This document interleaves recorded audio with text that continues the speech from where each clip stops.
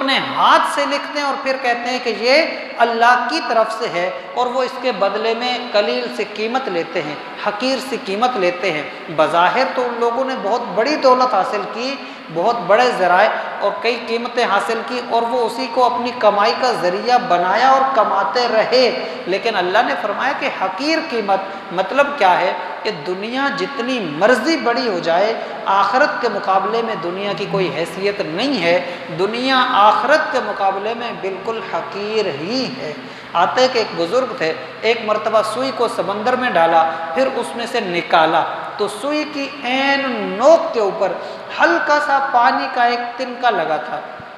بالکل قطرہ مکمل بھی نہیں، قطرے کا بھی تھوڑا سا حصہ جو سوئی کی صرف نوک پہ اٹک گیا تھا۔ تو کہنے لگے اے لوگو یہ دیکھو یہ کتنا ہے؟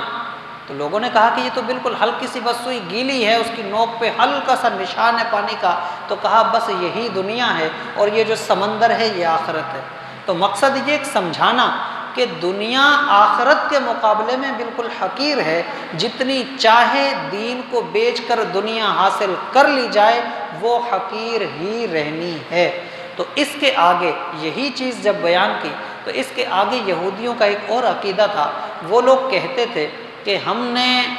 آگ میں نہیں جانا، پہلی چیز آگ میں جانا ہی نہیں ہے، اگر ہم آگ میں چلے بھی گئے ہم نے وہاں رہنا نہیں ہے۔ ان کا یہ عقیدہ تھا، کیونکہ وہ واقعات بہت سارے دیکھ چکے تھے، جیسے حضرت موسیٰ علیہ السلام کے واقعات کو بھی دیکھ چکے تھے کہ کئی مرتبہ اللہ کا عذاب آیا، حضرت موسیٰ نے دعا فرمائی، اللہ نے ٹال دیا، ان کے حوصلے بلند ہوتے گئے،